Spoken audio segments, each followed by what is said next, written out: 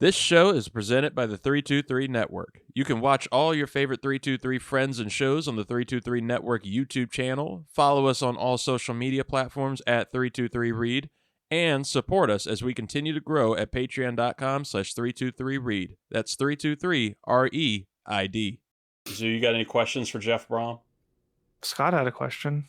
Oh, did he now? Did Lane Kiffin do it? Well, let me answer that question by asking you two questions. One, is this or is this not the XFL? Yes, it is. Two, do I or do I not currently have a pulse? Yes, I do. Let's play football.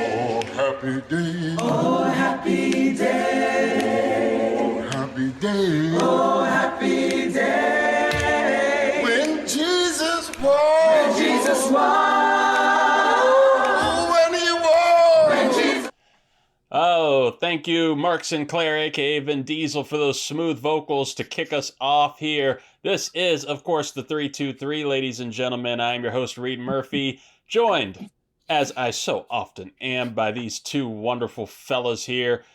Hi. Of course, yeah, hi, the host of the 323 College Shame Day, Scott Ellia, and our delicious wonder, Zuhair Ali, whose theme song will be coming, but for now, we'll just, we'll keep doing the Roy Kent songs every now. Yeah, I heard the noise.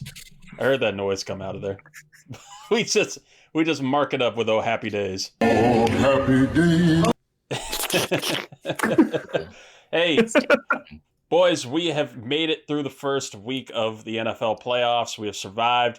We've also survived another week of college playoffs. There's plenty that has been going on in the football world. And we're going to talk about it tonight, but we're not going to get too much into the winners. I think what we're going to do with the Hangover and Ricks versus Gricks coming every week, even though me and Zoo are repping, those colors, those colors in that logo. We will break down the people who have been eliminated week to week here in the Hangover, and then we'll talk about the winners as we go through Ricks versus Gricks, because those are the ones who are going to keep going. Those are the ones that we're going to keep picking through. Also, shout out to all those who went 5-1 in their picks this week. It helped that we had a little bond, just picking the same games, picking the same winners. After regular season, you're like, I'm not going full opposite of Zoo. I'm copying as much as possible. Yeah, fuck that. Yeah, I'm going with the Grick. Yeah, that's the Grick. Come on, man. Before we get into all of this, right? It's the Sunday Hangover being recorded on a Tuesday that will be released probably, most of you all will hear it on Wednesday. But we're recording on a Tuesday, the Sunday Hangover, because I like my playoff football on the weekends. I like the old way. I liked it, especially when they started doing Super Wild Card Weekend, and you had 3 games on Saturday, 3 games on Sunday, boom, boom, boom, boom, boom, boom, boom. Now, they throw one of those wild card games on Monday Night Football. That was Rams-Vikings. Wasn't a great game. Rams dominated that one. Vikings, I tried to tell you all, audience. Vikings, frauds. The dude in the comments, shout out to the guy in the comments who put the Vikings as the top 5. He did 5 variations of the Vikings as the top 5 fraud teams in the NFL going into the playoffs. Sam Darnold did Sam Darnold things. I feel bad for him, man. Cost himself. Remember how we millions. both thought we were being really bold in our thoughts of thinking the Rams were going to win? we were really bold. We were out on a limb on that one. I'll ask you guys just to start out. Are you like me? Did you watch any of that Monday night playoff game? And are you like me where you would have been more excited for it if it was like a Saturday game? If it was like a Saturday 1 o'clock or 4 o'clock game than a Monday night? Because once I got through all the emotion and stress of Sunday night football between the Commanders and Bucs and just the whole weekend of football, I couldn't have given a shit less by the time Monday night rolled around. Yeah, I watched I think at least into the third quarter. I didn't finish the game. I jumped out probably 5 minutes into the third quarter, but I'm right there with you. I would have preferred that on Sunday or put it on Saturday, because by the time Monday rolled around, you had both games for the college football playoff back to back on Thursday, Friday, and then you had an NFL Saturday, Sunday. So by the time Monday night rolled around, I was just so exhausted, and I looked at the clock and it's like, it's 8:30. Am I really gonna have to stay awake another night, damn near to midnight, to watch a game? And I just bowed out so quick. Yeah, Monday nights are martial arts for me. So by the time I get home, eat dinner, shower, I'll like check the score at roughly halftime to see what's going on. And if it's tight or if there's a lot of chatter going around, then I'll check it out. But once I saw it was like 20 something to 3 and Darnold had gotten sacked X amount of times and whatnot, I was just like, yeah, I'm not checking into that. Yeah. We'll dive a little more into the Sam Darnold experience here in a segment or two. I wanted to ask, because this has been, you brought up the college football playoff too. It's been a week of football playoff action. What was the best playoff game from the past week, whether it's college or NFL? What was the best playoff game? There's only one NFL game. Everything else was just colossal ass whoopings. Like Commanders Bucs was the only one that was like, play for play, just action the whole time. Everything else was like, all right, just like they won. It's cool. Like they're doing updated brackets in the middle of like the game and during the segments and stuff. There was only one game worth watching. Yeah, I think as far as this panel of chuckleheads goes, there was only one game that we were all invested in, and it was that Buccaneers and Commanders game. But if I want to speak about one that was outside of that realm, I guess I probably would go with the Orange Bowl with Penn State and Notre Dame, because that was a game that was back and forth most of the night. And I mean, talk about a game where your collegiate top-ish tier quarterback in Drew Allar didn't complete a single pass to a wide receiver. It's just, that game was just back and forth the whole time, and I would put that probably in the 1B column. Yeah, I would go about the same. I mean, of course, for us, like you said, the game we were all invested in was Commanders Bucs. High stress. I've never been more stressed out by a person than I was by Zane Gonzalez, the kicker for the Washington Commanders, who... You were stressed. He was stressed. Shout out to him, man. Like, severe OCD. He's been dealing with it, and like you could tell like it was ramped up in that pressure situation. But I felt really good for him that paid off. That all of that nervous anxiousness, everything, you could feel all the tension that paid off for him.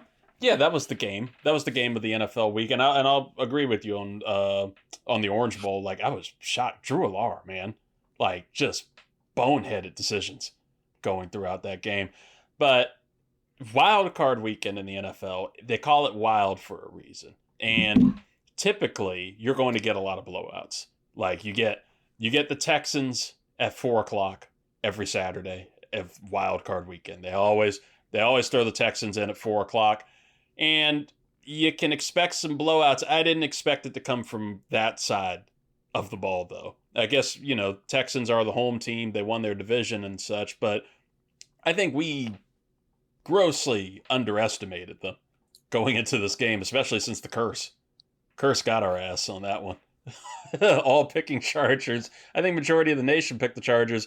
I want to get you all's thoughts, and we'll go through each of these teams, all of the eliminated teams here from the NFL playoffs so far, and we'll start with the Chargers. Like, what are your thoughts on what comes next for them? I mean, it's the first year in the Jim Harbaugh experience, so there's some good takeaways there. There's good progress. I for one, definitely think, you get some extra receiving help for that team to help out alongside breakout rookie Ladd McConkey, and get Quentin Johnson out of there. Trade him somewhere. I mean, he's a yak monster, but you have to catch the ball first to get the yak. So, but, Khalil Mack might retire. There's pieces, there's progress, there's hope for that team, but do you think that they can continue the playoff run next year? Yeah, don't be too reliant on I saw you need to check like which way you had to turn for that for a little bit. I think like fortify whatever bits of the defense that you need to, but whatever Harbaugh wants to do going forward, I think an offensive approach is doable. Like fortify that line, give your quarterback time, and get some weapons for him to operate with. But I also think that now that Jaden Daniels has more playoff wins than Justin Herbert, you need to bring a veteran in to kind of push him a little bit. Like make him scared for his job, make him earn it, make him be consistent in his play, because yes, he's a great player and it's awesome for the regular season, but it's not going to matter if you're like barely making it into the playoffs every time and just like totally choking every time you get in. So, yeah, I think get what you need for the defense, tidy that up a little bit, fortify that offensive line, get weapons, and make Justin Herbert earn his job. Yeah, so I'm right there with you too. There's no denying that Justin Herbert is a top tier talent in the NFL for quarterback, right? I mean, where his, I guess, lack of production goes is taking that next step into the upper echelon, the Josh Allen's, the Patrick Mahomes of the world, blah, blah, blah, blah, blah, blah. But yeah, I think offensively, you need to do something you need to give them a weapon, because as far as wide receivers go, that they're probably going to be losing this offseason. You got Josh Palmer, you got Jalen Reagor, you got DJ Chark, who are all they flash outside of Jalen Reagor. But you can't have one wide receiver in Lab McConkey who's 6'1", like $180. Like you can't just have him. Khalil Mack, yeah, I think if you do get him back, he's 34, he's aging. You might be able to get him back for a 1-year contract to try to have another crack at it. But really for him, it's going to be protection. You got Bradley Bozeman, who accounted for like 99% of the snaps. He's 31. He's their starting center. You need to sign him. I know he's 31, but you can still get a couple of good years of production out of him, especially experience-wise. And then to Zoo's point, as far as quarterbacks go, yeah, there's the quarterback free agent market's going to be very, very shallow.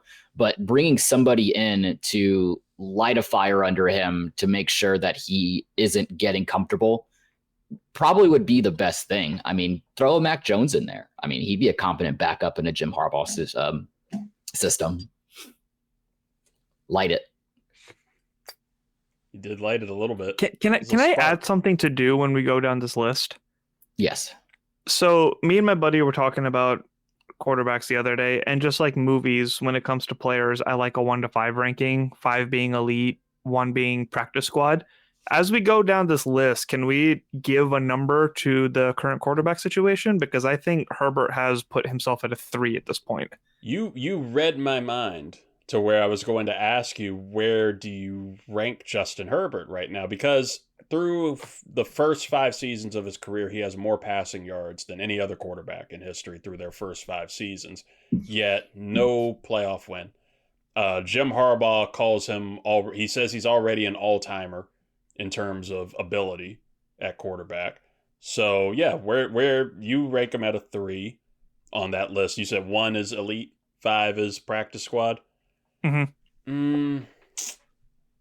So 3 is like could win you or lose you the game. I think it's like Jameis Winston, Taylor Heineke, Ryan Fitzpatrick. I think he's actually put himself in that realm because he's the reason that they're losing games too. I put him in a 2, but a very low 2. Yeah. Ooh. He's on that fence, but I have him just dipping over into the 2s. Right. I wouldn't say. I was going to say. I'd still take those names you just rattled off, the Jameis Winstons, the Taylor Heinekes of the world. I'd still take them over them. Yeah, I was going to say I'd put him at. I was going to say even 2.5, but even that feels. I'll say like a 2.3. Yeah, right now. Yeah, like a little 2.3 where like I would still take him over like Tua. I'd still take him over. That's probably a lot of the quarterbacks on this list that we're going to be going through, where I trust his ability. He's just why a 2 then if 1 is practice squad? I thought 1 was... No, 5 is elite and 1 is practice squad. That's see, ours were back. Okay, wait, so ours were backwards. So yeah, then I'd have him at a 4. I have him like a 4.1 or like a 4.2. Okay. Yeah, 4. Yeah. So my brain was backwards. My bad. Damn. My fault. I followed Scott on that one. 4. I mean, at that point, what are you going to do? You're going to bring in Mason Rudolph at that point to back him up? I mean, Mason Rudolph isn't really that big of a threat. Yeah, so 3 is just kind of like the game manager, possible backup quarterback. 2 is just kind of like, oh shit, your backup came in. Like, can he do it? He's probably going to fuck you out of a game. Kind of like what Daniel Jones was last year. And you brought up Jameis Winston. He might be like the perfect kind of backup there. Somebody that can, he's a big team guy. And Herbert's not known for a lot of personality. He has the talent to start games. I think he could light a fire. I'd just like to see some more weapons, some more offensive weapons for them, especially J.K. Dobbins had a great season, but I still don't want to rely solely on J.K. Dobbins at running back and Gus Edwards. You got an aging Demarcus Robinson who's going to be coming out from the Rams as an unrestricted free agent. I know he's 31, but he's equated like 75 to 80% of the snaps, like in LA, and he's right there. Doesn't help that Greg Roman is the offensive coordinator there. Barry's still kind of playing a little bit of a handicapped old school offense, pound and ground. If you're gonna pound the ball, you need somebody that's of that Derrick Henry kilt of sorts. Hey, get a Keenan Allen return for a year or two. Wouldn't hurt. Why not? End his career in LA. A team that I'm interested to hear your quarterback rankings on. We have two that we can rank here in Pittsburgh. The Pittsburgh Steelers. They lost in ugly fashion. It was only a 14-point game between them and the Baltimore Ravens, but it felt like 70. Like they just got their asses handed to them by Baltimore. Baltimore felt dominant over them. TJ Watt, 250 snaps in that game, didn't record a stat. Not a sack. He didn't record a tackle, an assist, anything. Like just completely shut down in that game. What do you make of the Steelers right now? Because we talked about this on the top 5 frauds. The Steelers have this thing under Mike Tomlin where they're limping into the playoffs every year. Like they have a hot stretch somewhere in the middle of the season where they look like one of the most dominant teams, and they piss me off because I was calling them a team that could be a sneaky Super Bowl contender middle of the year. They fooled me. And then they limp into the playoffs, first round exit. Mike Tomlin is 0-6 in his last 6 playoff games. And then you have this typical Steelers receivers, right? You always have their star who is slightly crazy, and that brings in George Pickens. And George Pickens comes into the fray. He comes into his press conference after the game, and when asked about, some hope on the horizon and everything, he gives this fantastic answer. George, you've been with this offense now for 3 years. Have you seen signs of growth? How much more does this team still need to grow offensively? Yeah, I've seen signs of growth for sure. From past, the first year I've been here, just way more growth for sure. George, does that make you optimistic going forward? Nah. He's honest. It's the pause. It's the pause and the nah. Nah. He debated honesty.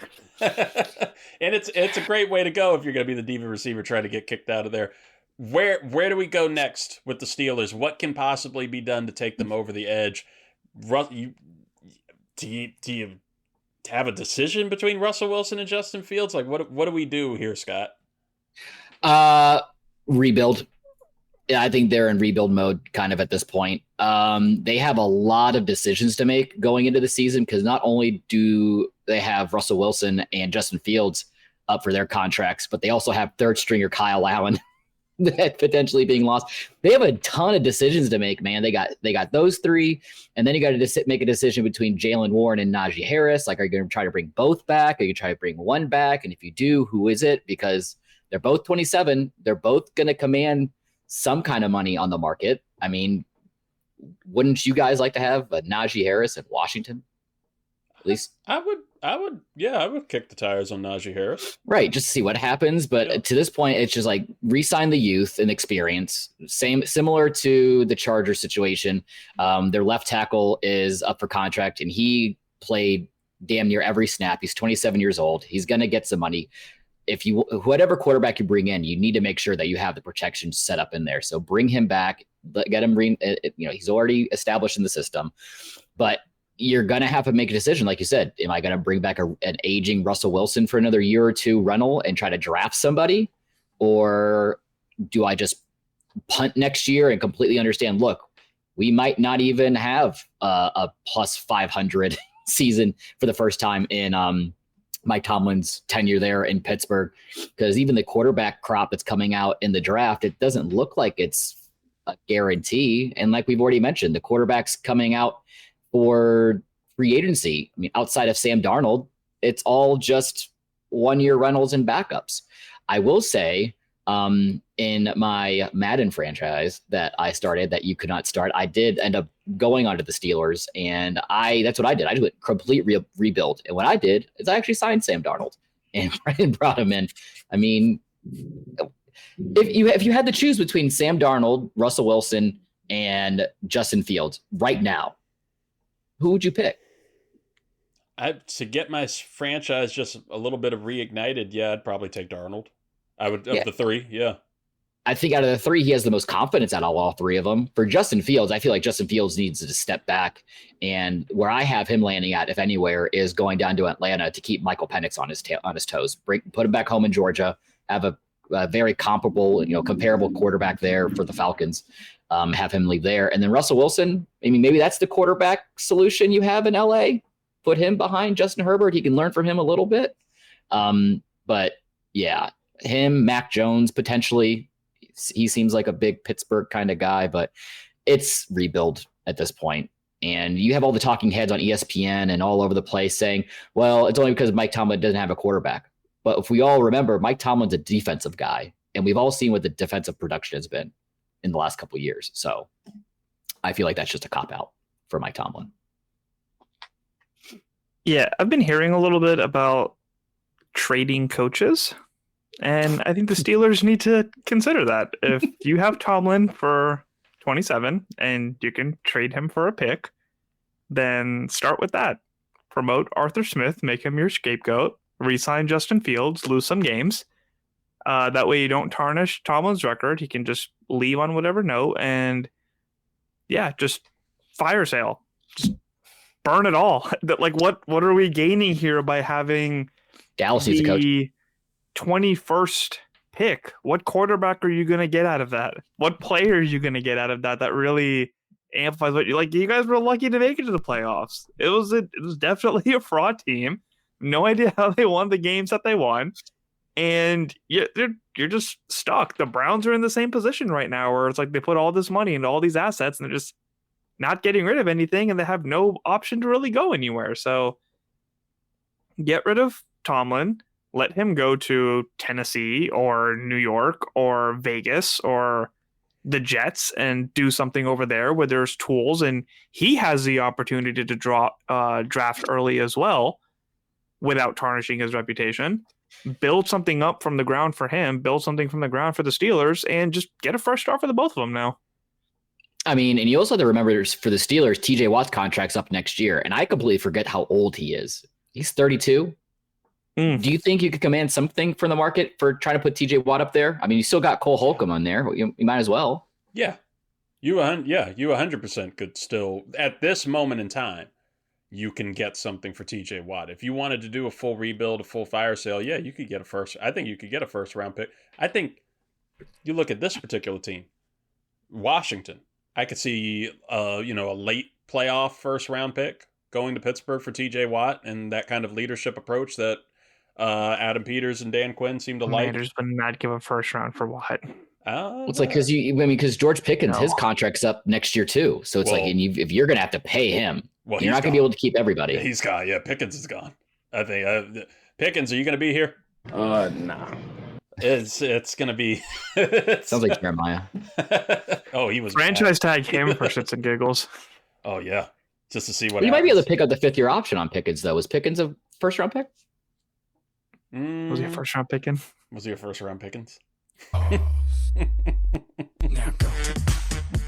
Oh, the rare double. Was that fired? I didn't see the relevance of pause there.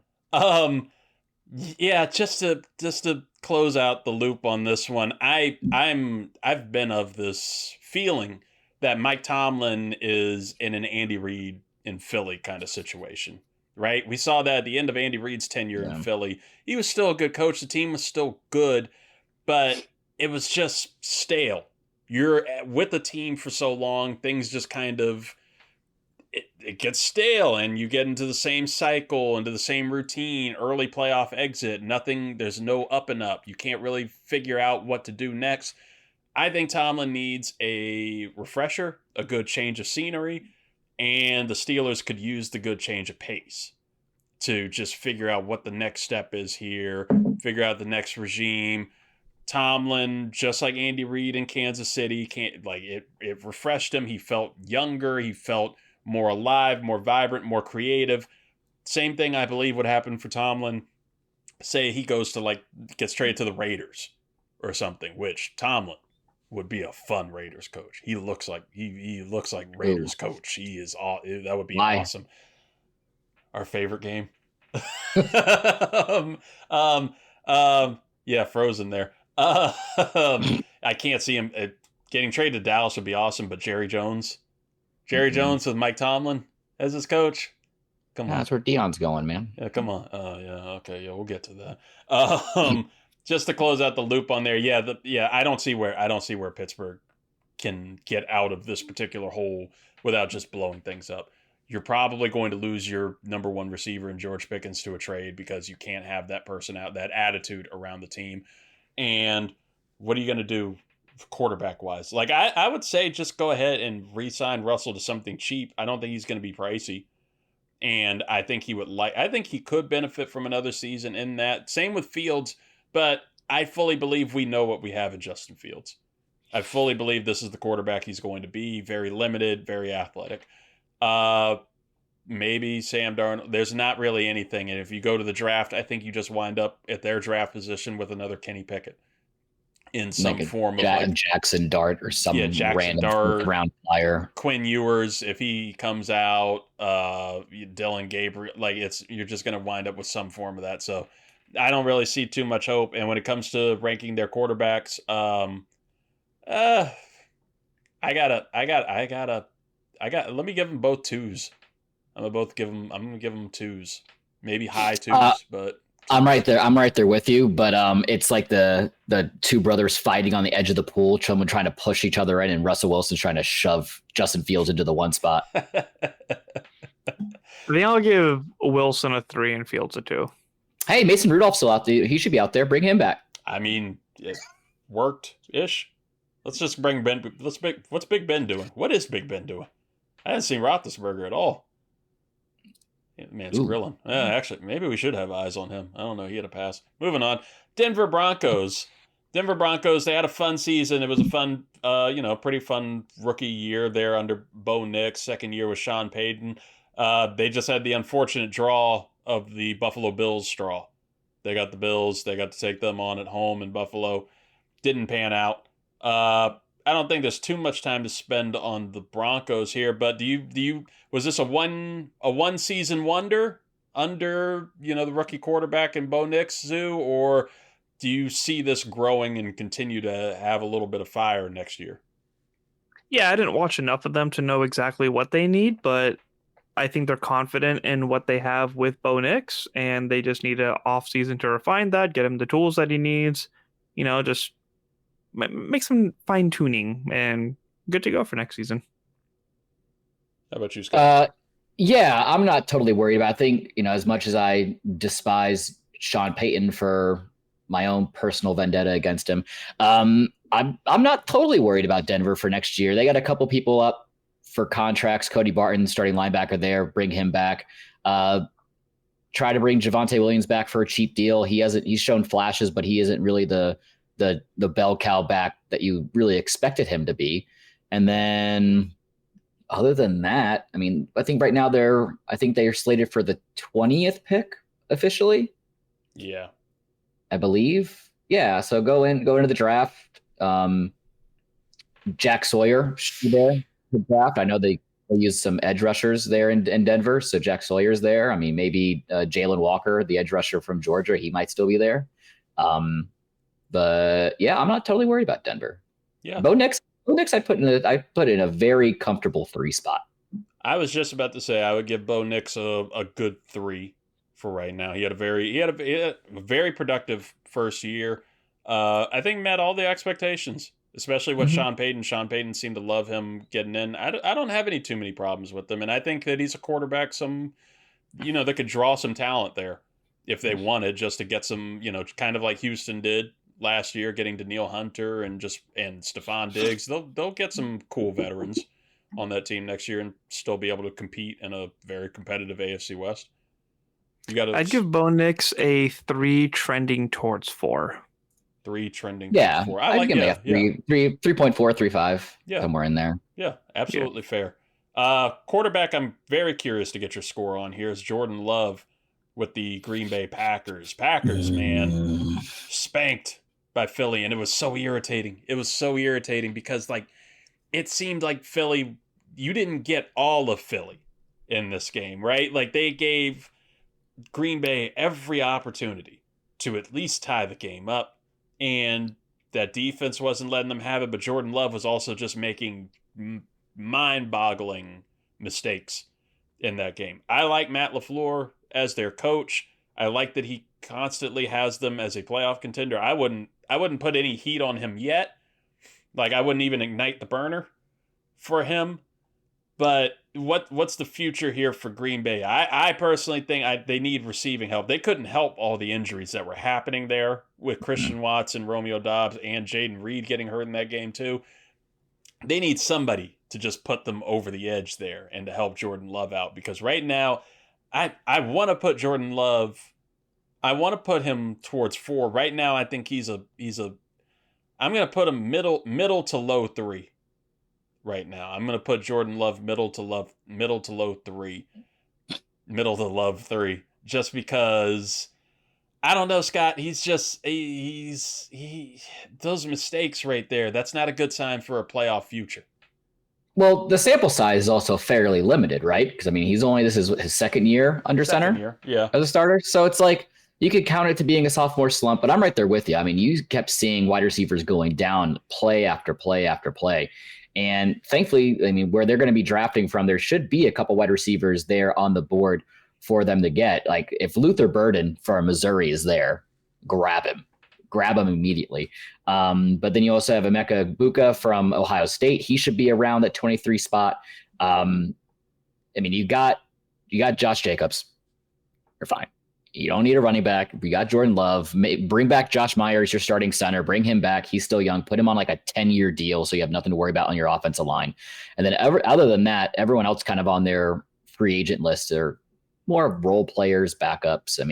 Isaiah McDuffie's a nice linebacker. Eric Stokes on the cornerback side. So if you lose him, you're going to have to address that in the draft. But yeah, I'm right there with you with the wide receiver being their main priority in the offseason. Yeah, Jordan Love is a 4 trending towards a 3 for me right now, because he really will keep you in the game and he's got some great talent. But the recurring theme of that team is that they're just too young, right? They're immature, they're still developing, they're still building chemistry and all that stuff. So I really think the team needs veteran presence. I think you find a wide receiver or a tight end or a running back that has had that experience that can kind of help fortify the culture there a little bit. Because despite how good the coaching is, I think when things get out of hand, they get way too frazzled. And we've seen what having Bobby Wagner and Zach Ertz and Mariota and all them in the room have done for just kind of how people operate and think. So I think that as much as they do need to fortify their wide receiver core in the draft, they need to bring people in that kind of help add to stability and help guide that growth for them instead of just sticking around and hoping it works out. I agree with you on the solid defense. Jeff Affley came in as their new defensive coordinator this year, and I think defense really stepped up. Yeah, Josh Jacobs, beast, still one of my favorite players in the NFL. They can take the next step. They can get to the next level. The experience right now, losing this way and losing the first round, maybe that lights a fire. Maybe that's motivation. I think they'll take the next step at some point, but I got more hope for them than other teams that are out here. One team that we can talk about some hope for. I'm very interested to hear one particular member's thoughts. We'll get Zoo's first here on the Tampa Bay Buccaneers. They lost to the Washington Commanders, tight game, Sunday Night Football.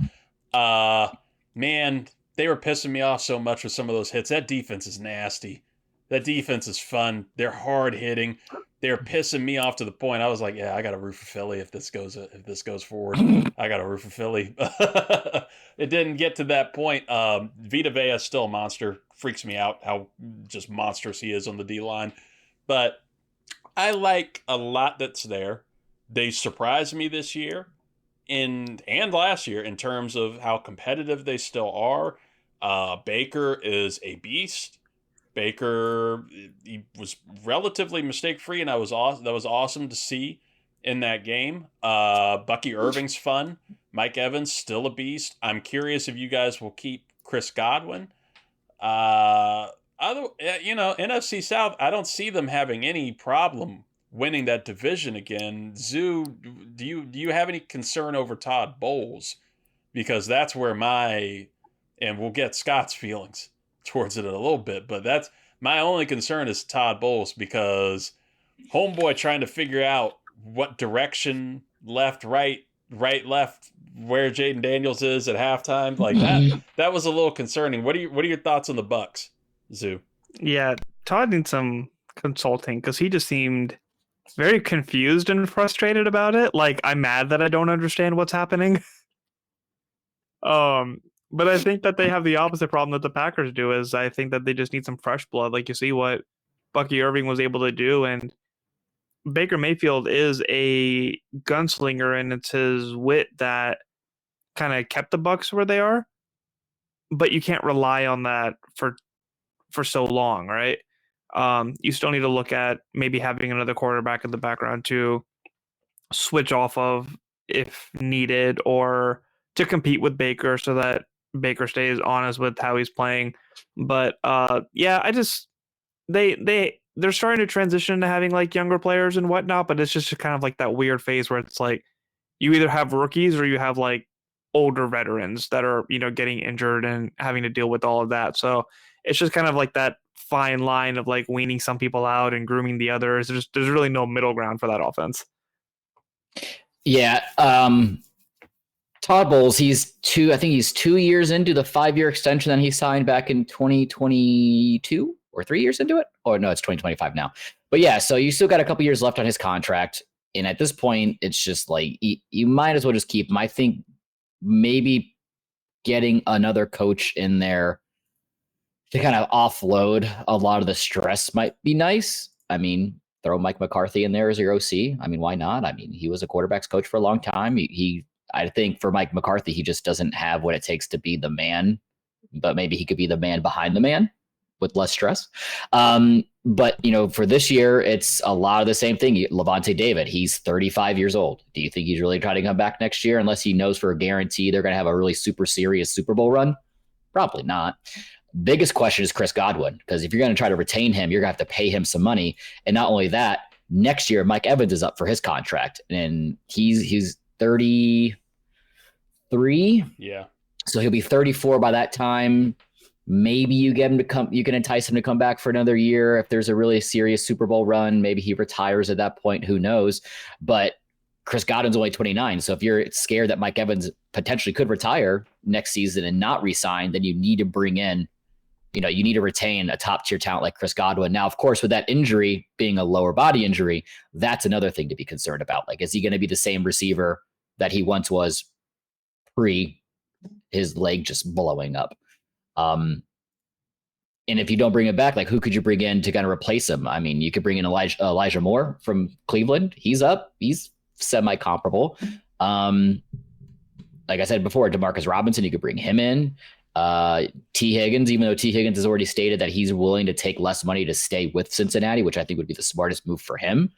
And then, I mean, there's four wide receivers for Washington who are up for contract this year. You guys aren't retaining all of them. You got Brown and Brown. What can they do for you? You got Olamide Zaccheaus, and then you got KJ Osborne. It's just like, you guys are going to bring all of them back, but I could see Washington making a big push for a talent like Chris Godwin next year. I love his personality to fit this team, to fit Washington. I love Chris Godwin in general. You brought up Levante David. I was super impressed by him at his age, at the amount that he's played in the NFL, and What's that supposed to mean? Well, he just 35. That's not that old. He kept right. Can you catch Jaden Daniels? Can you? Oh. The fact that he caught Jaden Daniels and the defense was still able to limit him to a degree, it was very impressive. I think the team has a solid future. Baker Mayfield, I'll give him a. Honest to God, I got 3 leaning towards 4. I want to give him a 4, but yeah, Baker's been a fun time for this team. I've been very happy for you guys and for him in this. 4-1. 4-1? Yep, we'll give him a 4-1. Okay. Yeah, I think it was a 4 this year. Also, shout out to Todd Bowles. I just have to share this clip while we're on it. And on defense, how do you limit Jaden Daniels?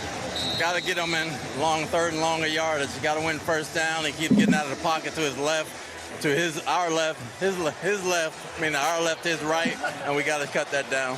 Thanks, Todd. Yep. Wait, wasn't that 3rd and 23 conversion off of his right? Next topic.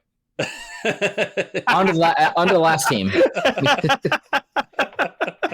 See, I would be okay with Tampa because I mean we have Kyle Trask right now. I don't see a future with him. Maybe my Florida State bias is coming out a little bit because he was a Gator.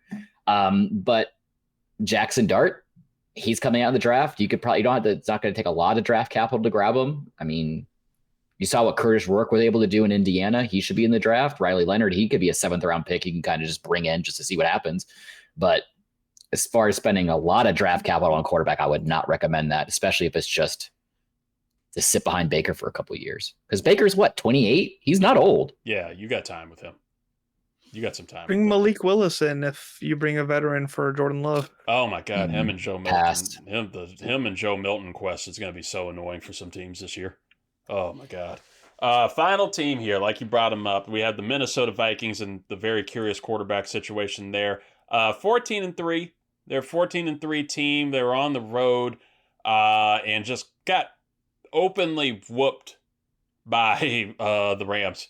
And I don't like to do these cliche questions as we go into this, and I'll go ahead and give Sam Darnold a 3. 7. Like a low 3 rating on this one. I don't think they have an issue. I don't think they have many issues going into next year. I think J.J. McCarthy is obvious. I think he's going to be the obvious answer for them. I could still see a tag and trade if they really wanted to go that route.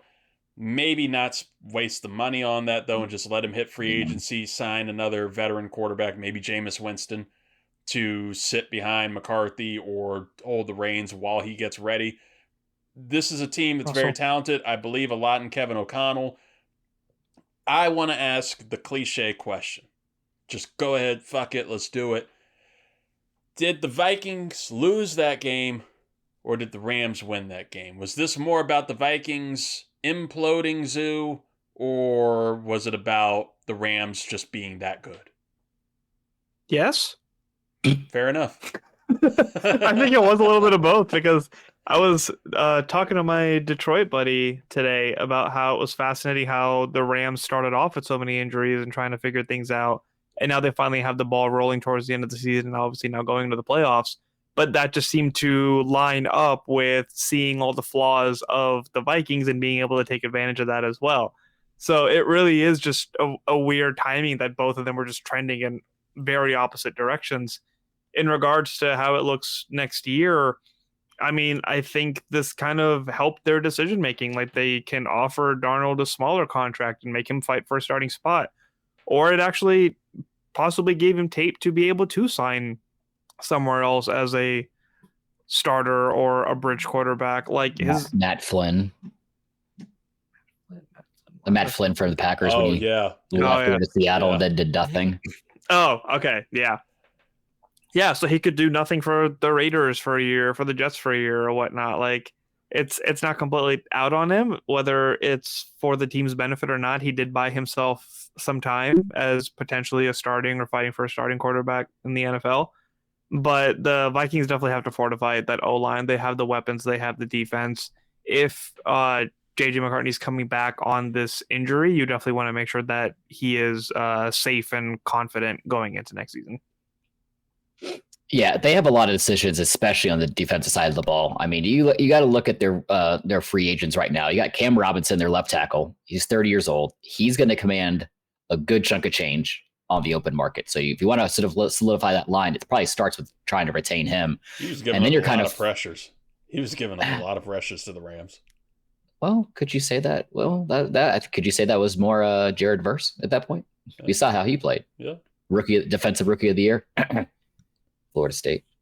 But you have a really big decision between Cameron Bynum and Harrison Smith. They're both safeties. They're both up for contracts this year. One's 36, one's 27. Harrison Smith has been a cornerstone for the Vikings franchise for almost a decade and a half now. Are you going to try to try to retain him for a year or two and then let him walk? Or are you going to try to like keep the young kid in house? You know, they both I think they probably put about 85-90% of the snaps together. And then same thing with Byron Murphy, your cornerback, because he's going to hit the open market and someone's going to give him a crazy ass deal. I think really the only one above him that could command a little bit more money would be like Michael Jackson from the Panthers.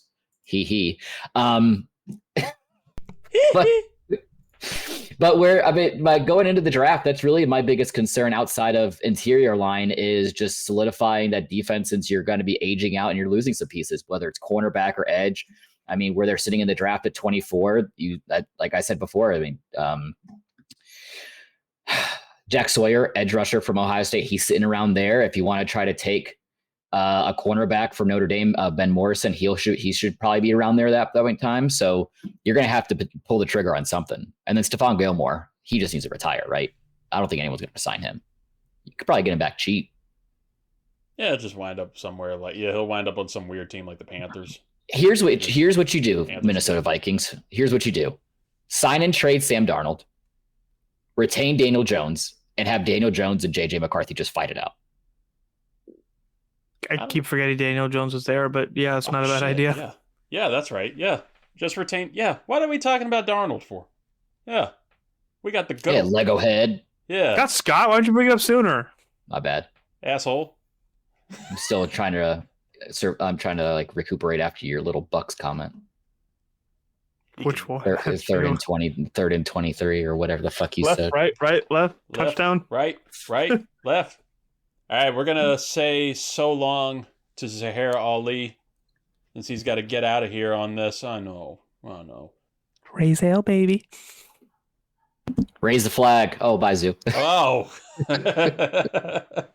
Well, look, Scott, we'll close this out. We have a couple of coaching segments to do, but we're going to close out with your coaching segment.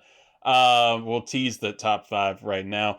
But first, I just want to do a little update on the coaching cycle, the NFL coaching cycle. We've had one hiring already.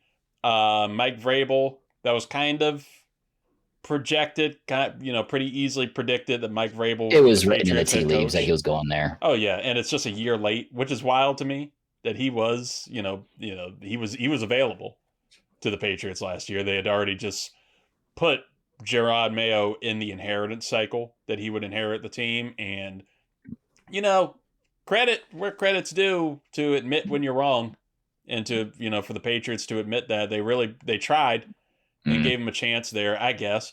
But it's a little. About to say that Rooney Rule is really working out for everybody, right? Well, tell me about the Rooney Rule.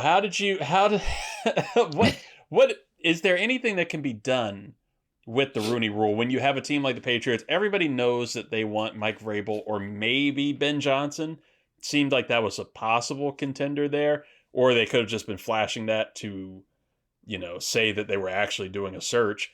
But then you go and interview Pep Hamilton, who was a former offensive coordinator for the Texans. He was former head coach of the DC Defenders XFL team, and he has not been a coordinator in the league this past season. And they go and interview Byron Leftwich, who was fired from the Tampa Bay Buccaneers as their offensive coordinator a couple seasons ago. Was not in the NFL as a coach this season. They interview those two for their head coaching positions because you have to satisfy the Rooney Rule requirements in the NFL when trying to hire either a coach or GM, whatever.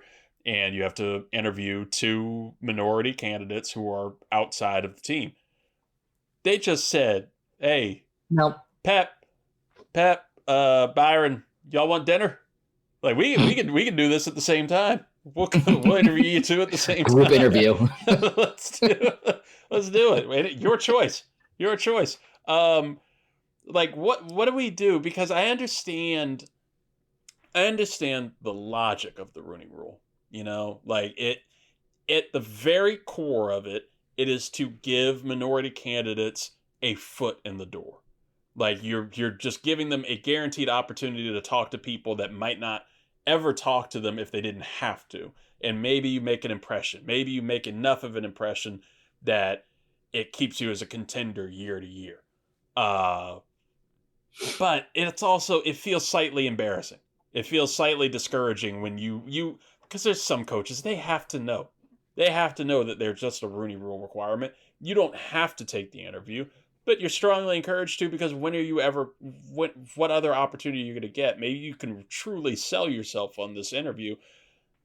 I don't know what you do, because you don't want to be a DEI hire either. You don't want to just be, you can't say, hey, you have to hire a black head coach at some point in your ownership tenure. But what's the point of it at this point?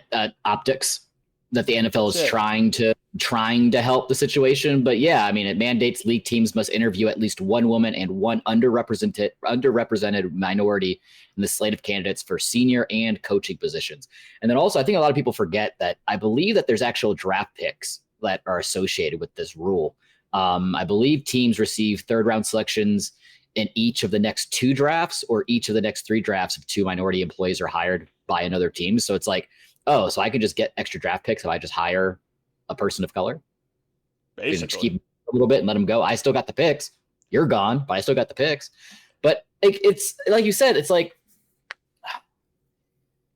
you want people to get opportunities at these types of positions based off the content of their bodies of work, right? In every walk of life, whether it's the NFL, your personal life, your whatever career path you take, you want to have a shot of getting a job of your dreams based off of the content of the things that you've done to get to that point. But in the world of business, there's no heart in business. It's all about money. It's all about what you can do for me, kind of at the end of the day. So me as an owner of an NFL franchise or a GM, all I'm obligated to do with you in the Rooney Rule is give you an interview. That's it. And I did my part. I don't have to give you the job. I mean, hell, a lot of these jobs and coaching things, they've already been decided, i.e. the Mike Vrabel situation. You already knew as soon as they knew they were going to let Gerard Mayo go, Mike Vrabel was probably on the phone within hours. And Robert Kraft already knew what he was going to be trying to do. They probably already got in their ear, and they made a decision from there. But that's a lot of companies and a lot of corporations have that kind of process. But I honestly don't know what could fix it at this point, because like you said, you can't mandate teams to do it. No. And at that point, Reed, would you feel comfortable working for a company that hired you simply because you're black and you're just filling out that little checkbox? No, yeah. I would want somebody to hire me for my body of work and what I've been able to do in the previous roles and go from there. But of course, that's not the reality of the nature of work, the whole world at this point. But I honestly don't know what you can fix. I mean, at that point, like, it just becomes, you become the one and done coach. Like, that's what you're going to get hired for a lot of these teams. You remember David Culley, the Texans coach right before DeMeco Ryans? And you knew why he was there. You knew what was going to happen, and he got fired as quick as you knew that. And it's just like, honestly, the draft pick compensation kind of clarification to that rule, where a minority candidate gets hired from your team, you get draft pick compensation for it. That I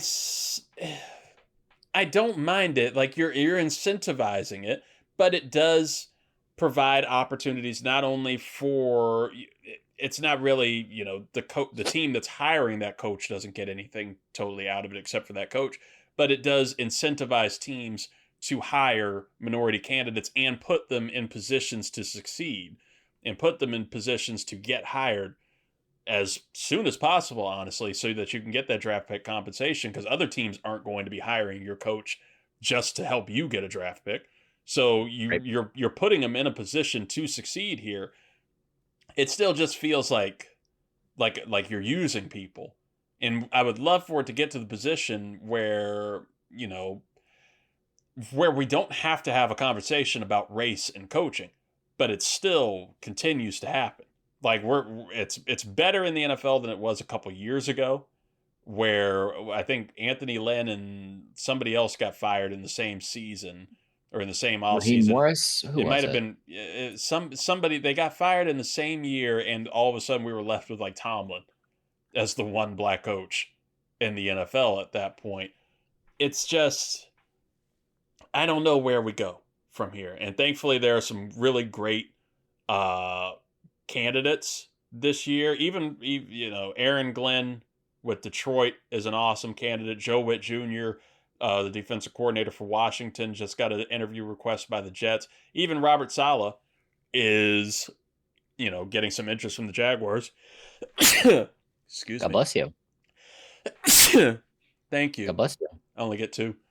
But there's just, I don't know. It's a tough situation overall. I still would like to see Pep Hamilton get a head coaching spot, even though he got that interview. I'd love to see him get a head coaching opportunity. I want to bring up a Rooney Rule option for you here, because the Dallas Cowboys are the latest team since we talked about this all. They not fired Mike McCarthy. They let him go in petty fashion. I fully believe. They didn't agree on contract terms. That's the official word. They denied the Chicago Bears' request to interview Mike McCarthy for their head coaching position last week. They had 1 week to do contract negotiations with McCarthy. Nothing came about it. The way I looked at it was pettiness on Jerry Jones' part. He just doesn't want McCarthy to go. He knew that he wasn't going to re-sign McCarthy, but fuck it, I'm not going to let him talk to another team. And it would have sucked if the Bears had already filled that spot, because I still think McCarthy could be a good candidate for that team. Brian Flores. Yeah, but it's just, why would Dallas wait a week, and especially a crucial week, because last week was the time when you could have open conversations with coaches that are on those bye-week playoff teams, i.e. Ben Johnson, offensive coordinator for the Lions, Aaron Glenn, Steve Spagnuolo, the defensive coordinator for the Chiefs. That was a crucial time for Dallas. Yeah. I don't think they have a shot at getting Ben Johnson. I don't think Ben Johnson would want to be micromanaged by Jerry Jones. No. I think Jerry Jones knows that too. I still think Aaron Glenn would be a great candidate. I said that in our coaching candidates segment before. But you would look at it and think, maybe Jerry's got something up his sleeve. Maybe there's a big fish out there. And what is the immediate report from Jordan Schultz the same day? That the Dallas Cowboys are indeed interested in Deion Sanders. Coach Prime from Colorado. Coach Prime's got interest in them. There's some slight talks. Do you think, Scott, that this is real? Could all the conspiracy theories be true? That Prime goes to Dallas. They trade Dak Prescott to Tennessee for the number 1 pick. So that way, the Dallas Cowboys can take Shedeur Sanders at number 1. Deion gets to coach his son in Dallas. Jerry gets to sell as much Coach Prime merchandise as he wants. The team continues to go 9-8 and 10-7. At best. Is this real? Or is this just Jerry Jones being a prime attention whore and making the most glorified Rooney Rule interview that anybody has ever had in the NFL? Yes to all. Yes to everything that you said. No, I couldn't have put it better myself. To answer your question that you had earlier on, why did he wait so long? Because it's Jerry Jones. Why did he wait so long to give CeeDee Lamb his contract? Why did he wait so long to give Dak his contract? Because he just runs on Jerry's time. It's Jerry's world. It's gonna go on. It's gonna happen at Jerry's time. Why did he not let Cooper Rush play to get his incentive money? I didn't know. Blah blah blah. Yes, you did. You are a tightwad, and you have that pocketbook right on you. That's gonna be buried in your coffin with you. No, actually, he's gonna get incinerated because he's going to hell. But anyways, I. Not if he's like the Landman version of Jerry Jones on that guest spot he did. It's just going to make such an insufferable fan base even more insufferable having Dion and Shador there at the same time. But I think for Tennessee, if their approach, like Tennessee better have the cojones to come back at a Jerry. But like, no, if you want this pick, we're going to need, ample compensation. We're not just swapping picks and getting Dak. No, we're swapping picks, Dak, and you're going to have to give me the next 2 ones from here on out. Well, yeah, that's where I can't get over the gall of that scenario that some fans and reporters are putting out there. Like, you're not going to get Dak Prescott for the number 1 overall pick, especially him coming off an injury. Nah, you're going to have to throw in 12th overall with it and maybe another first to jump up there. Yeah, because could you imagine if they did that and they still retained the 12th overall pick? So you get Shador at 1, and then you follow it up with Ashton Genty at 12, and you have Dion there, and you have CD Lamb there already. Like, it's just like no one's going to bite on that. And Tennessee, God help you with that conversation. But do I see it being a possibility? Yes, but a very, very, very slim possibility. I think it's a medium possibility that this could happen. It seems just crazy enough and just Dallas enough to happen. But it's like it would be a disaster because and I know what your thoughts on Dion are. But, to me, he is a perfectly fine college coach. I wouldn't say that he's a really good college football coach. I'd say he's fine to good. But it has shown nothing to me as to why he would be a good or even mediocre NFL head coach. I think he works in college because he speaks to those young dudes. He can recruit those young dudes. That's not going to mean shit in the NFL. Like, you have players that will go to Dallas just for Dallas' sake. They'll think Dion's cool, but they won't really give a shit. Most of if you try to recruit cornerbacks, they're all going to say, well, shit, I'm better than Dion anyway. I looked up to 21. That's why I wear 21. I'm the new 20. Ego, everything is different. It's money, everything in the NFL. That's not what he does with Colorado is not going to work in the NFL. And I'm not convinced that Shador Sanders is going to be that much better than Dak Prescott than what you've had at peak Dak Prescott. He won't be. No. He won't be that good. And to your point, yeah, I mean, just ask Shady McCoy how he feels about Chip Kelly. Like, that college approach in the NFL does not work. Like, it just rubs people really the wrong way. And if it isn't Dion, like you said, a lot of people are going to, as much as being the head coach for the America's team, Dallas Cowboys, as much as that would be amazing, I think that's kind of at the top of a lot of head coaches' lists and people throughout the league. They would love to be the head coach of the Dallas Cowboys. But if I got to deal with Jerry, no, I ain't dealing with that, especially with a lot of these older coaches who've been around the league for a while. Like Mike McCarthy, he's probably not going to get another head coaching job anywhere. He's probably going to have to step down to be an OC somewhere. Maybe he reunites with Dan Quinn if Cliff Kingsbury leaves. He goes and they swap roles. And now Dan Quinn's the head coach and he's the OC and blah, blah, blah, blah. But it's either Dion or Jerry's only other option is a young and up and coming hopeful head coach, i.e. Kellen Moore, who's the OC right now in Philly. We see all the success that's going on in Philly right now. I think that's enough to kind of propel him into a potential head coaching spot. And he already has the reputation in there in Dallas, being the OC in Dallas the last couple of years. I really have my chips in that bucket, but I'm still not counting out the Deion Sanders thing at all. I could see the Dion thing happening, but I could also see it flame out spectacularly. I could also see it being a leverage play for Dion if he's trying to jump up, maybe either in pay at Colorado because, his sons aren't there. So what the fuck is he? You better pay me. You better better up that credit line that you were already using to sign my original contract. Or I see something a little more realistic, like you just said, either Kellen Moore from Philly, which would, it would be kind of silly because you could have had that a few years back. You could have done that already. But I still think he would be open to coming back. Jerry's time. Yeah, and being the head coach there. And you take the coordinator, the young rising coordinator that's helped vibe up that offense in Philly. You take that away from a division rival, or he tries to go eye for an eye and take, we took Dan Quinn from them. He tries to take Cliff Kingsbury from us and inserts Kingsbury. Because I wouldn't think, just because this rivalry's been interesting and Dan Quinn has been trying to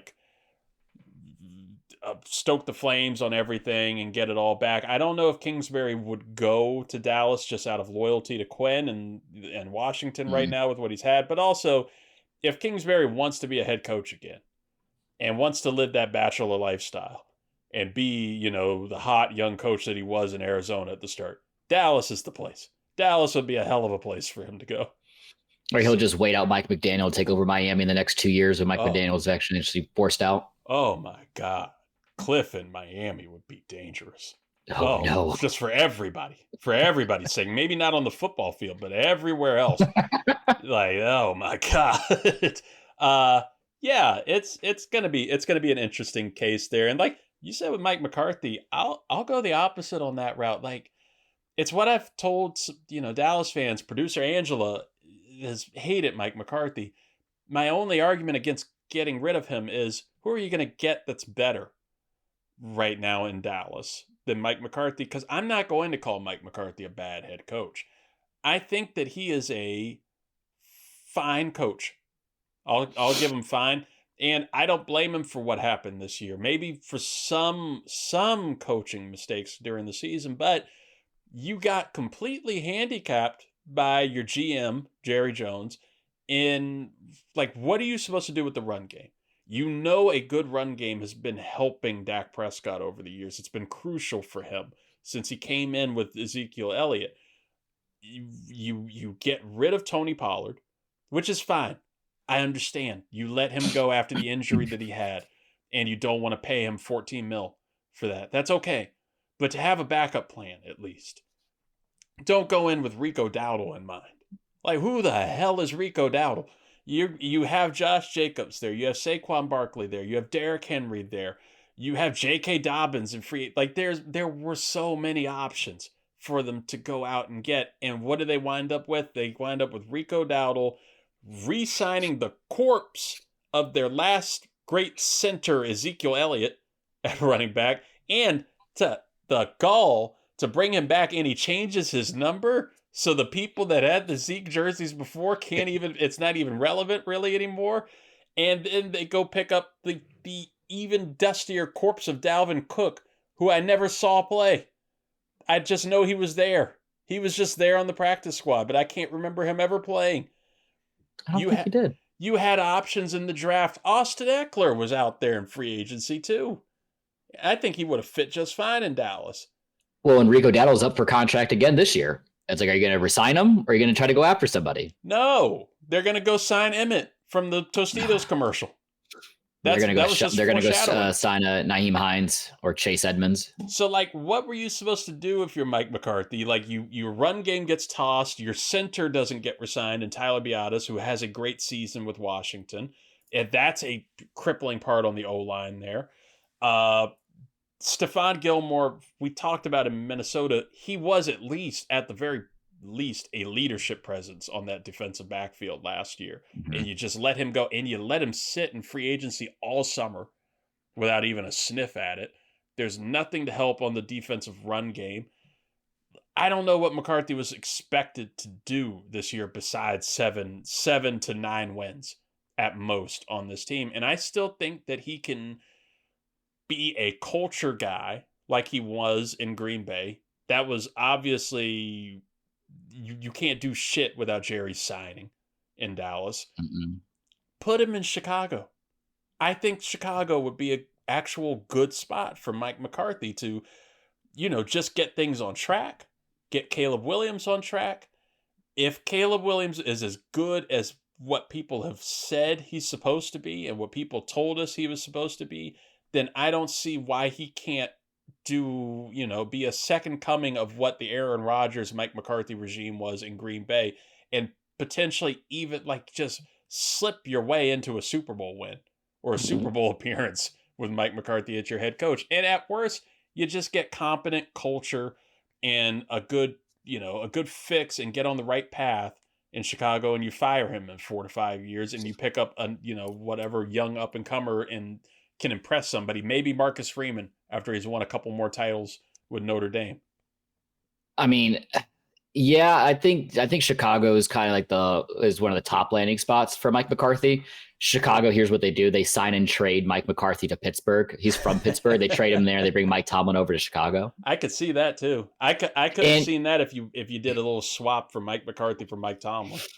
And I know Jerry Jones has come out stating time and time again he refuses to relinquish control of GM responsibilities, and not even this year's this year's free agents, but next year, who's up for a contract next year, Donovan Wilson, who's the aging safety. But then you got Tyler Smith, your stud left guard, Jalen Tolbert, who busted out on the scene this year, so he's going to get some money next year. Micah Parsons is up for contract. Jake Ferguson's up for contract. So Brandon Aubrey, who's been the kicker for the Cowboys since I think the dawn of time. But you have a lot of money you're about to have to drop. So if you're going to try to entice Micah Parsons to stay in Dallas, because I think he's in the George Pickens camp of being fuck this, I'm out kind of situation. If you want to have even a chance of retaining that talent, you're going to have to bring in somebody who's going to be able to turn it around fast, and you just need to let go a little bit. That's it. But it is fun watching Dallas squirm, right? Oh, it's so much fun. It's so much fun, but we ended on a high note. It's irritating too, but it's so much fun. And go check out Jerry Jones on Landman, Paramount Plus. Apparently, he's getting into it. I want to be close to my daughter. Those 4 gas wells. Paid for the Cowboys. Before we close the loop on the NFL coaching cycle and get into your top 5, are there any other interests in the coaching landscape right now for you? I'm hearing Ben Johnson might be the front runner for the Raiders job, but little warning to you, Raiders fans that are getting very excited about that. Coming from a Commanders fan who was getting very excited about our second interview with him last year. Don't put all your chips in the basket yet. Just let him make his decisions first before you get all excited. Start doing your research on Aaron Glenn, Brian Flores. Aaron Glenn, I like a New Orleans shout for Aaron Glenn. Yes, he just oozes New Orleans Saints head coach. I don't know what it is about him. Well, he came from there too. He was there with Campbell. Yeah, he was there with Campbell. Right. Yeah, maybe that's why I'm having that word association with him. I do like the Ben Johnson shout to the Raiders, but like you said, temper your expectations a little bit. But I know the Raiders also fired GM Tom Telesco. Wouldn't it be crazy if Tom Brady, minority owner of the Raiders, assumes the GM role responsibilities in Vegas? I mean, that was the old. He does have questionable money managing concerns. A little bit. Crypto and whatnot. So you want to make sure not to give him total control of the pocketbook there. But I do like the Ben Johnson shout. If it's not Ben Johnson, what would be crazy? Could you see a world where Pete Carroll gets enticed to come back to the NFL? I mean, he's not getting totally enticed. He's had an interview with the Bears. And I believe he has had an interview somewhere else lined up. I'll look into that. But I'm interested to see what the Jags do. I really like Joe Brady, the current Bills offensive coordinator, to go to the Jags. Maybe he can turn the ship around a little bit after Dougie P going 22-29 during his 3-year tenure there. The Bears, if it's not Mike McCarthy, I would really like them to get some kind of other offensive-minded coach, like a Joe Brady or maybe a Cliff Kingsbury going in there, since he's I guess deemed the quarterback whisperer. Maybe throw him in Chicago, see how he does for his second crack at a head coaching job. But Brian Flores, defensive coordinator there for the Vikings. I don't know after this last game against the Rams how much that hurts his potential head coaching stock, but that'll be interesting to see from here on out. But I really would love to know what's going to happen with the Jets. Do you have any names? Matt Nagy retread? I mean, maybe. I don't know who you get. I don't know who you can entice. It's kind of like it's drawing parallels to Dallas. Like it's now you got to deal with Woody Johnson and the Jets. Like who? Like I don't think you can entice a top tier head coaching candidate to go there. I don't think, like, I don't want to believe that Rex Ryan would get a second. Like, it's insane to think of Rex Ryan getting a second shot as the Jets head coach. But like you said, who the hell are they going to do? Like, it's going to have to be a retread like Matt Nagy or something like that. Like, they're talking to Joe Witt Jr. Like, nobody is interested in the Jets head coaching job. I saw that they were interviewing Mike Greenberg for their GM spot, and it's some assistant executive in the NFL named Mike Greenberg, not the ESPN personality who's also a huge Jets fan, Mike Greenberg. But when I saw that, nothing clicked in my head that told me, oh, that's insane that the Jets would hire Mike Greenberg from ESPN to be their GM. I could totally see that with the Jets. They're in a complete shit position. Who would want to go there? So, yeah, if I had to put some predictions here, right? Aaron Glenn to the Saints. I'll give you the report right now. You brought up Pete Carroll. According to reporter Georgia Offman, the Bears are, quote, enamored with Carroll following his presentation with the team and after following the news that Ben Johnson is looking like he's going to be the Raiders coach and that they're going to lose out on him. Apparently the Bears are now the front runner, and Pete Carroll is the front runner to be the next head coach for the Chicago Bears. So that could be something that we hear about. It's Ben Johnson to the Raiders, Pete Carroll there. I know you don't want to lose Liam Cohen, the offensive coordinator for the Tampa Bay Buccaneers, and you don't want to lose a offensive coordinator 2 years in a row. But I like him for a spot like Jacksonville for the Jaguars, because I still think the Jaguars, as annoying as Shad Khan, their owner, can be, and keeping a trifling GM like Trent Baalke around, you still have Trevor Lawrence. And I would like to see them get a young offensive mind, either like Liam Cohen or like Joe Brady from the Buffalo Bills. I could see one of them going to Jacksonville, but the Jets, you still got Vance Joseph out there. You could bring Vance Joseph for a second crack at a head coaching job. That's a realistic one I could see with the Jets. I could see somebody like that going to the New York Jets if they want to deal with it, if they think it's tolerable. But like, what is the appeal with the New York Jets? You don't like Aaron Rodgers. He's not going to be back. Like, you don't, nobody wants him there. Garrett Wilson doesn't want him there. I mean, based off of just recent success with their offense in Houston, I mean, you got Bobby Slowick, their OC in Houston. That could be. I mean, he's a young up-and-coming head coach. I think, like I said, this is going to draw a lot of parallels with Dallas. You're going to have a lot of these tenured, established head coaches who aren't going to want to deal with that situation, to where this is going to be a landing spot for an OC or a DC within the NFL, or maybe a head coach outside in college football, i.e. like a Mike Locksley, head coach for Maryland. Like maybe he goes up there. But I think that's what you're going to see. It's going to be somebody taking their first crack, or somebody who's just desperate to get back to that role. I'm seeing an insider predict Arthur Smith will land the Jets head coaching job. That would be funny. That would go great for players like Breece Hall. Hey, bring for Breece Hall, bring in Matt Campbell, head coach for Iowa State. That's actually I've been hearing his name for a long time as somebody that teams would be interested in for NFL head coaching spots. Matt Campbell could be like a sneaky sleeper pick for somebody, or at least that's somebody who Breece Hall would immediately trust. I mean, he was the head coach when he was at Iowa State, so like, why not bring him in?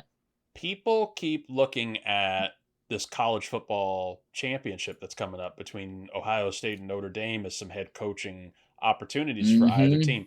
I don't see Marcus Freeman, whether they win or lose, I don't see Marcus Freeman leaving Notre Dame quite yet. If Marcus Freeman wins Notre Dame a national championship here the next a week away, he's going to have damn near a statue built for him in South Bend.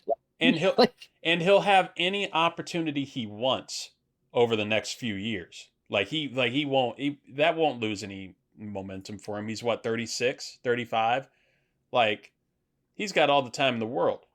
Ryan Day. They haven't won a championship since 1988. If he wins a championship for Notre Dame, like, he's set. He doesn't have to go anywhere. The one I see is Ohio State. If Ohio State wins, and we have been saying on College Shame Day, which you can watch every Saturday, you'll get your college championship preview coming up over in the next few days from College Shame Day. We've been saying that Ryan Day needs to win the championship. He has been proving me wrong, and he's had some great wins. Can't keep getting away with this. To get to this championship. If Ohio State wins and Ryan Day wins the championship for, this year and proves the doubters wrong, I could easily see him making the NFL jump and just taking the opportunity. Because how is it going to get any better? Get out. Yeah, just get the hell out like Jim Harbaugh did with Michigan. Won the championship, got out before any, it was other circumstances that were going to need him to get out of Michigan. But it got him an escape from the NCAA. But Ryan Day, like, what's going to happen? You're going to lose to Michigan next year in some pivotal game, and you're going to have everybody hating you immediately again and calling for your firing. Like, just get the hell out, take an NFL job, make the money, like Bobby Petrino, and then quit like at halftime of a game and go, coach, like get whatever college coaching job that you can. Jets could be that spot for him. Jets could be that spot. Dallas could be that spot for Ryan Day. So a little sleepy contender there. I know I would hate it with that painted beard in Dallas, but he looks like a good Cowboys coach.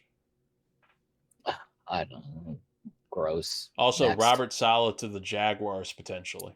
That's something that's becoming a big contender. Really? Apparently in Jacksonville. I thought he was just going to go back to the 49ers and be their defensive coordinator. I'm assuming that will be what he does if he doesn't get the Jags job. Apparently Jaguars are starting to really, really like him.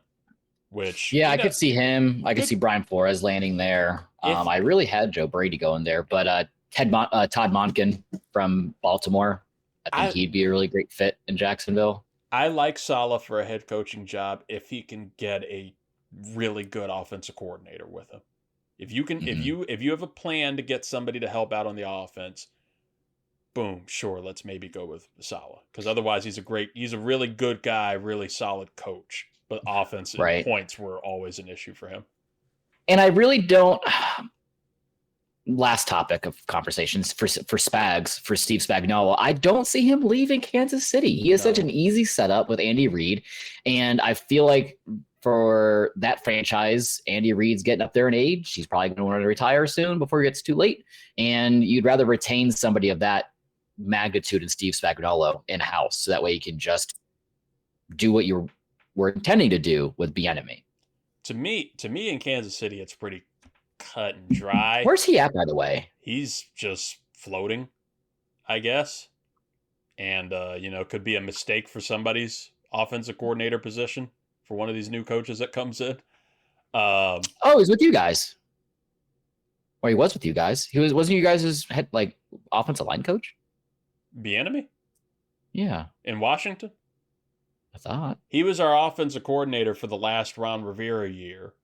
And that's right. He was at UCLA. That's what happened. He was the assistant head coach and offensive coordinator. That's right. And then UCLA. That's right. Then he got fired from UCLA, so he's just floating right now. He's just hanging out. He's just talk about. He'll be a running backs coach or something. Like he could be like a great positional spot. He's too hardcore with teams. Apparently, he got cussed out a couple times in Washington for that. Talking about too hardcore. You want to get this top 5? Yes, let's close out the show with a Scott Ellia top 5. It's not just a top 5. It's a top 5 investigation, folks. Because, look, man, we'll be careful with all of this. There's a lot of allegedly going around in this situation. But there's a viral ring girl that, the girl with the cards at Sydney Thomas. Put respect on her name. At boxing matches, Sydney Thomas. Yes, she was part of the Jake Paul Mike Tyson fight, and she was on a podcast recently, and she was talking candidly about how people are always sliding into her DMs and trying to hit her up, and a very prominent SEC head coach slid into Allegedly. her DMs. Allegedly slid into her DMs. She did not name the coach. Nobody knows who the coach is. But if you're looking at SEC coaches, there was a name that immediately rang to my head. But I turned this investigation over to Scott Ellia, our college shame day host, our college football expert, and who is an SEC coach? Who are some of the SEC coaches around anyway? Who could have slid into Sidney Thomas's DMs? You know what? And it could be there's 16 teams in the SEC. It's going to be a little bit of a learning experience for everybody here at the 323, especially if you're not well in depth in the college football, which why should you be? Because we have a great show released every Saturday, taking deep dives in the college football playoff and to stories that are going around in the league at that point in time. So like if you check it out on Saturday, because it's going to be a big one. It's championship weekend. And after that, it's going to be a well-deserved break for everyone here for Shame Day. But the name that came to light, and if folks, if you don't, this is a visual experience, right? Like I'm trying to teach you guys about why this person did it or didn't do it. But the name, if you want to check this out, 323 YouTube page, you'll see the whole production value with this presentation that I'm going to give you, Reed, because this is the first time that you're even seeing this. I'm very excited. The question that I have, Lane. did Lane Kiffin, did he do it?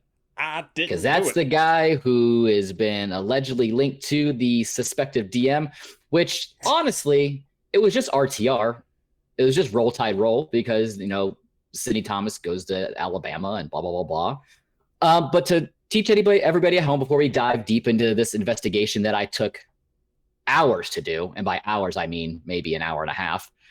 The SEC is made up of 16 teams: Alabama, Arkansas, Auburn, Florida, Georgia, Kentucky, Louisiana, LSU, Mississippi State, Missouri, Oklahoma, Ole Miss, Tennessee, Texas A&M, South Carolina, and Vanderbilt.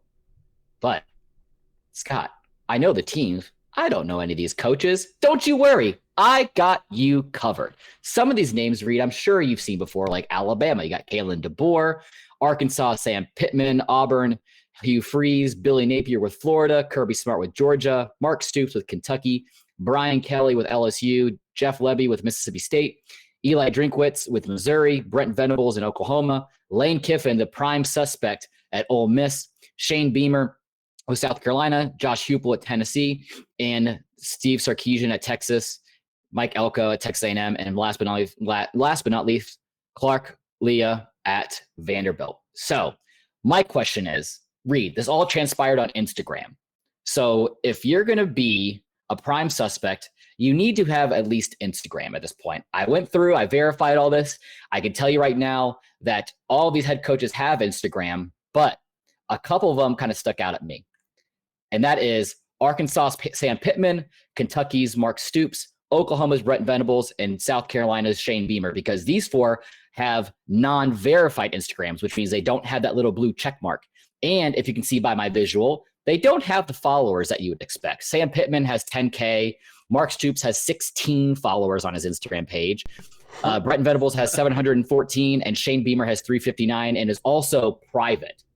So I will say, if you have somebody who has the gall to reach out to somebody on an Instagram DM, you would have a little bit more experience and a little bit more foot presence into the actual meta space as well. Is that too far out of the realm of possibility, Reed? Are you staying with me right now? I'm with you. Did you request for that private one so we can try it? I think we should interview them too. We can interview all 16 of these and say, okay, did you do it? That's the only question. Did you do it? And then have them go. All right. Moving on to the next set of criteria.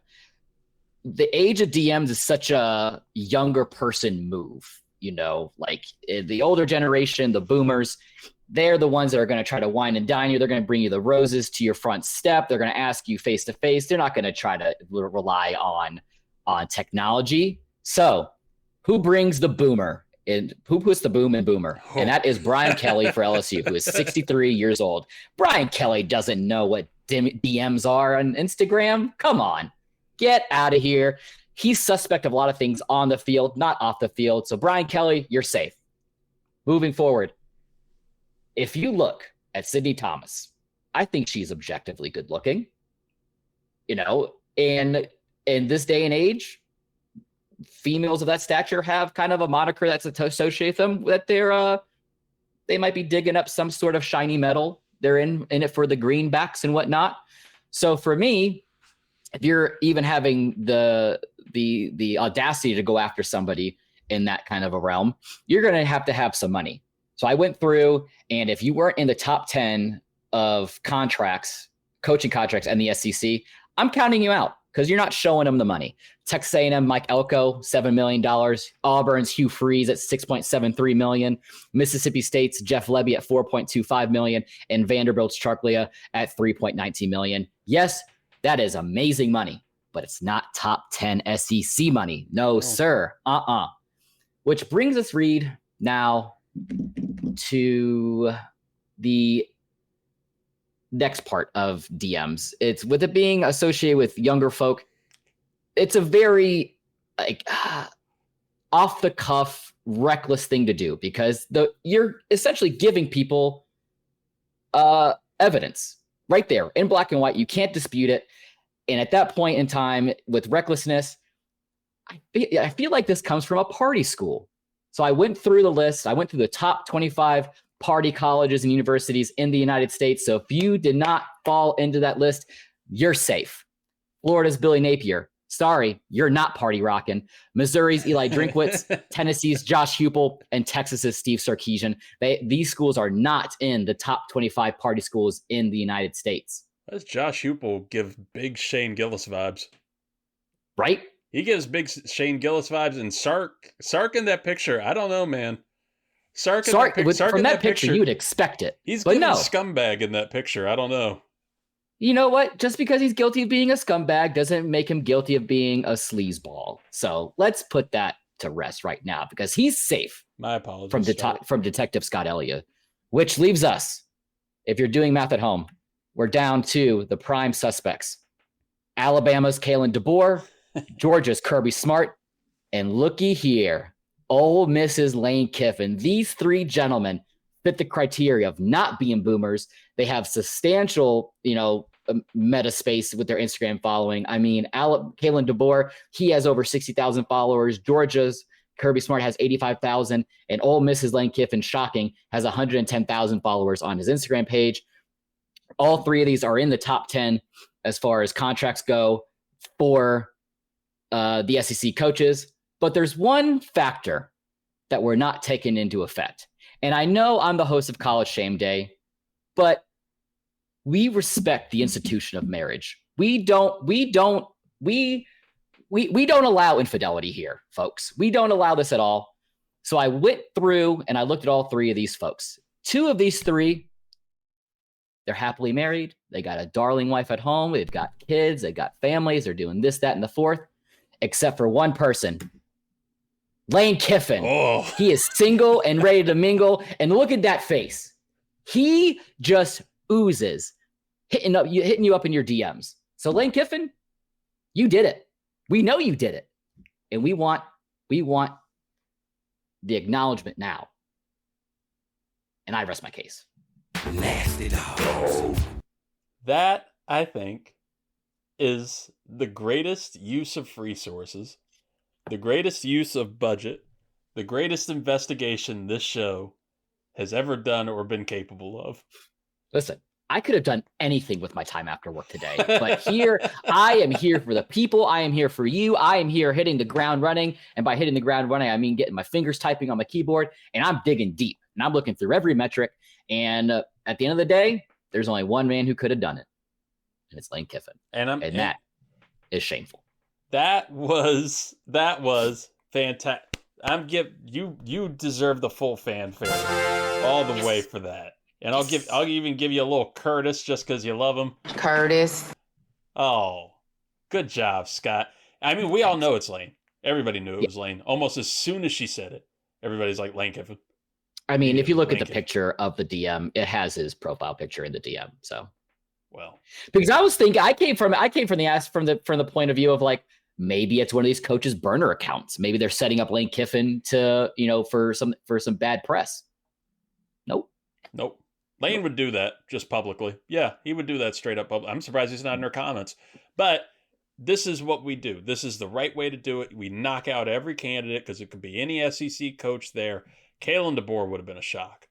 Kalen DeBoer would have been a pretty big shock. Well, especially with some very suspect DMs involving his daughter and one of his players. Well, yeah. And then Kirby Smart, he's been busy winning over there at Georgia. So yeah, he has no time for that. I mean, he's still mourning the loss of his father. He's still mourning the loss of his season. No. Kalen DeBoer, I only would have had a little bit of potential there because shit was going so south for Bama this year. Things were going just hectic, despite what the people on TikTok want to argue with us on. Maybe, he got stressed. He was like, Sydney, I need a win. I don't know. I don't know what he was trying to do. If I had to put up a rightful contender right there, it's either Shane Gillis over there at Tennessee, or Pupil. Yeah, and Sark, but it's 100% Lane. It's 99.9% Lane Kiffin. Yeah. Congrats, buddy. Thank you so much for that. That is a fantastic investigation. That was fantastic work. What else do we have? Do you want to hype up College Shame Day one more time before we get out of here? Yeah, College Shame Day. It's championship weekend, so we're going to take a deep dive into the semifinal matchups in the Orange Bowl and the Cotton Bowl. We'll kind of look back at that and see just the implosion that happened there for Texas. Maybe kind of have a conversation around whether Quinn Ewers is going to return or not, or what he's going to do, because he's even being very shady about his decisions up to this point. I don't even think he knows what he's going to be doing. And then we'll take a deep dive into the championship game. We'll give you our picks, and then I might have a little surprise up my sleeve for you folks at home, but there's only one way you can find out, and that is Saturday morning. What day would that be, Reed? I'm not good with calendars. The 18th. Today. Yeah. Mm-hmm. Yep. That's time. Be there. Be square. Don't you dare. Ric Flair. Honey. Woo. Of course, go check it out. Subscribe to the 323 Network on YouTube. Subscribe to the show wherever it is that you listen, on Spotify, Apple. We don't judge. Go find us there. Leave comments. Interact with us on all the social medias. Hang out with us at 323 Reed, at 323 REID on all social media, including TikTok, for as long as that's around. We are not on the whatever Chinese app that some people are using to boycott, because I'm a little afraid of that right now. I'll just wait for whatever comes next. Whatever the next version of TikTok, Vine, everything that's been around will come about. You will find us at 323 REID there. In the meantime, folks, we will talk to you later. Stay safe. Nah.